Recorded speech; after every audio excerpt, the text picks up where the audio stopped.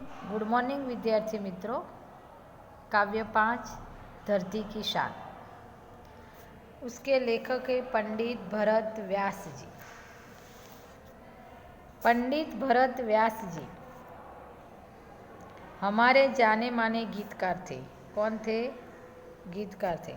उनका जन्म 18 दिसंबर 1918 में राजस्थान के चूरू गांव में हुआ था। 18 दिसंबर 1868 राजस्थान के चूरू गांव में हुआ था। आपने कई गीतों की रचना की है। यह गीत सन 1948 में आई हिंदी फिल्म गांव और गोरी से लिया गया है। यह जो गीत है वह हिंदी फिल्म गांव और गोरी से लिया गया है। कौन से साल में आई थी? 1918 में। विद्यार्थी मित्रों, यह गीत में मनुष्य सबसे महान प्राणी है, यानी कि ईश्वर ने कई प्राणी की रचना की है, उसमें सबसे बड़ा प्यारा एक मनुष्य ही है जो हर काम कर सकता है। मतलब कि उसके लिए कोई असंभव कार्य नहीं है। उसी के बारे में बताते हुए यह काव्य है। इस गीत में कवि ने मनुष्य को सबसे बुद्धिमान बताया है। क्या बताया है? सबसे बुद्धिमान। मनुष्य ने अपनी बुद्धि और कठोर परिश्रम के आधार पर जल, स्थल और आकाश में कई उपलब्धियां अर्जित की है। देखो, कठोर परिश्रम और क्या क्या? जल, स्थल, आकाश में कई उपलब्धियां प्राप्त की, अर्जित की यानी कि प्राप्त की। देखो, हमने जल पर तो कितने सारे वो होते ना, वो बता दिए हैं। जल पर क्या क्या करते हैं हम?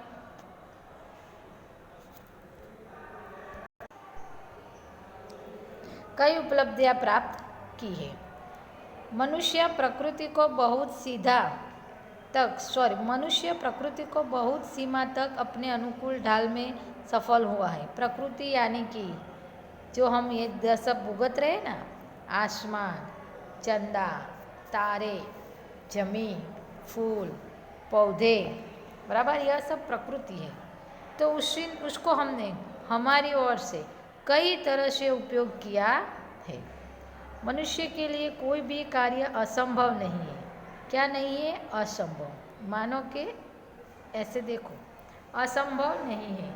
कोई भी काम मनुष्य के लिए असंभव नहीं है, क्योंकि मनुष्य की रचना भगवान ने इसी तरह की है कि उसको ऐसे सोचा कि ऐसा कोई प्राणी बनाऊं जिसको हर तरह की भावना हो, हर तरह से वो काम कर सके। तो उसने मनुष्य की रचना की और मनुष्य जो चाहे वह कर सकता है। यही भाव काव्य में अंतर्निहित है और यही बात मनुष्य की महानता का प्रमाण है। किसका प्रमाण है? महानता का प्रमाण है। धरती की शान, तू भारत की संतान, तेरी मुट्ठियों में बंद तूफान है। मनुष्य तू बड़ा महान है। किसकी शान है? धरती की शान है। और किसकी संतान है? तो भारत की संतान है। धरती की शान, तू भारत की संतान, तेरी मुट्ठियों में बंद तूफान है। बंद तूफान का मतलब क्या?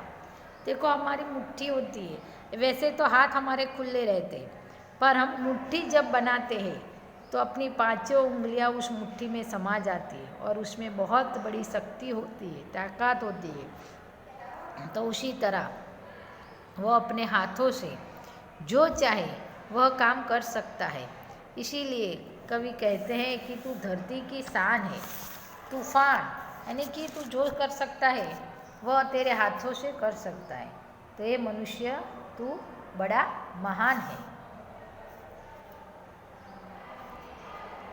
तू जो चाहे पर्वत पहाड़ों को फोड़ दे। ऐसे नहीं है कि फोड़ देना मतलब कि तोड़ देना, पर पर्वत पहाड़ों को फोड़ दे। देखो, हम जाते हैं गिरनार पे तो कितने सारे पगथिये होते हैं, है ना? तो चढ़ चढ़कर कोई लोग थक जाते हैं, तो वहाँ मनुष्य ने पहाड़ों को फोड़ दिया है। फिर जाते हैं पर्वत पर, महाकाली, वहाँ पावागढ़, तो वहाँ भी देखो कितनी ऊंचाई पर मंदिर है माता जी का, तो वहाँ बोलते हैं रोपवे बना दिया है। गिरनार भी रोपवे बना दिया। फिर हम नेपाल घूमने जाए, दुनिया में या भारत में कहीं भी घूमने जाए, अमरनाथ घूमने जाए, तो वहाँ पर्वतों को, पहाड़ों को फोड़कर मनुष्य ने एक रास्ता बना लिया है अपने आप, और वहाँ से हम जा सकते हैं ईश्वर के चरणों में। तो इस खुशी में बताते हैं, इस आधार पर बताते हैं, मनुष्य तू चाहे, अगर तेरी इच्छा हो, तेरे मन में विश्वास हो, तो तू पर्वत पहाड़ों को फोड़ सकता है। तू जो चाहे नदियों के मुख को भी मोड़ दे। मोड़ देना यानी कि तेरी जो इच्छा होती है तो तू नदियों के मुख को भी मोड़ सकता है। नदियों पर हम बांध बना सकते हैं ना, कितने सारे, कई नदियों पर कितने सारे बांध बना, नर्मदा नदी पर, साबरमती नदी पर, अब हम यही देखिए रिवर फ्रंट कितना अच्छा बना दिया है। तो इसी तरह कवि कहते हैं कि तू जो चाहे तो नदियों के मुख को भी मोड़ सकता। तू जो चाहे माटी से अमृत निचोड़ दे। कुएं की अच्छी तरह से होती है ना, क्या होती है, कुएं में मीठा पानी भर जाता है, हम चाहे तो मिट्टी से अमृत निचोड़ सकते हैं, हम चाहे तो उसमें कई फल फूल उगा सकते हैं, हम चाहे तो उसमें पेड़ पौधे लगा के, आम जैसे पेड़ लगा के अमरूद यानी कि आम जैसा फल भी लगा सकते हैं।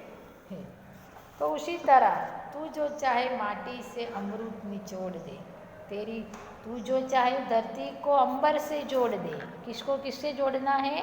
धरती को अंबर से जोड़ना है। तू जो चाहे धरती को अंबर से जोड़ दे। अमर तेरे प्राण मिला तुझको वरदान, तेरी आत्मा में स्वयं भगवान है। तेरा प्राण अमर है। क्या मिला है तुझे? वरदान मिला है। किसका? भगवान है। और भगवान ने खुद कहा है कि मैं और कहीं नहीं हूँ, बस इंसान के दिल में ही मैं बसता हूँ। तेरी आत्मा में स्वयं भगवान है, स्वयं भगवान है। मनुष्य तू बड़ा महान है।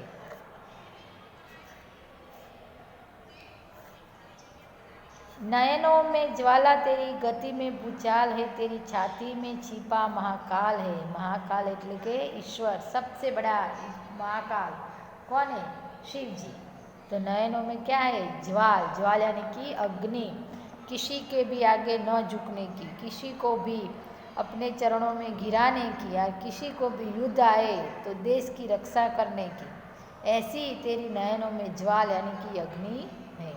गति में भूचाल, भूकंप જેવી તારી ગતિ છે, અને છાતીમાં છીપા એટલે કે તારા હૃદયમાં મહાકાલ વસેલા છે। पृथ्वी के लाल तेरा हिमगिरी सा भाल, तेरी भ्रुकुटी में तांडव का ताल है। પૃથ્વીના લાલ એટલે કે તે પૃથ્વીનો સંતાન છું, અને હિમગીરી જેવું તારું ભાલ છે, ઊંચું તકતું ભાલ યાની કે કપાળ, આપણે જે કપાળ કહીએ છીએ ને, હિમગીરી પર્વત છે કેટલો ઊંચો છે, તો તારું ભાલ એટલે કે તારું કપાળ એ તકતું છે। તેરી ભ્રુકુટી મેં તાંડવ કા તાલ હે, તારી ભ્રુકુટી એટલે કે આપણે જેમ આમ કપાળમાં કરચલીઓ પડે ને એને ભ્રુકુટી કહેવાય। કપાળમાં ચાંદલાની જગ્યાએ જે હોય બેનો ચાંદલો લગાવતી હોય ને ત્યાં ભ્રુકુટી મેં તાંડવ એટલે કે શિવજીનું જે તાંડવ નૃત્ય છે તેનો તાલ છે। નિજકો તું જાન જરા શક્તિ પહેચાન, તેરી વાણી में युग का आह्वान है।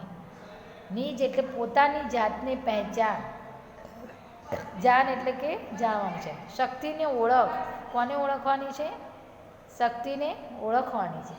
અને વાણીમાં તારા શબ્દોમાં યુગનું એટલે કે આવતા નયા યુગનું આહ્વાન છે, આહ્વાન એટલે કે પ્રગટ થવું, નવા યુગનું સંચાલન છે, નવા યુગની દોસ્તી છે, એમ કવિ કહે છે।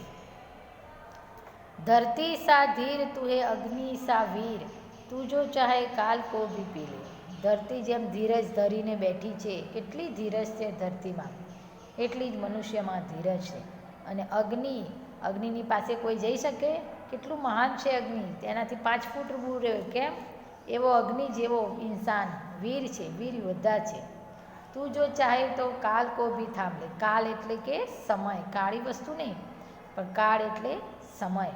તું જો ઈચ્છે તો સમયને પણ ઊભો રાખી રહે છે, થામ લે એટલે કે ઊભો રાખી લે છે।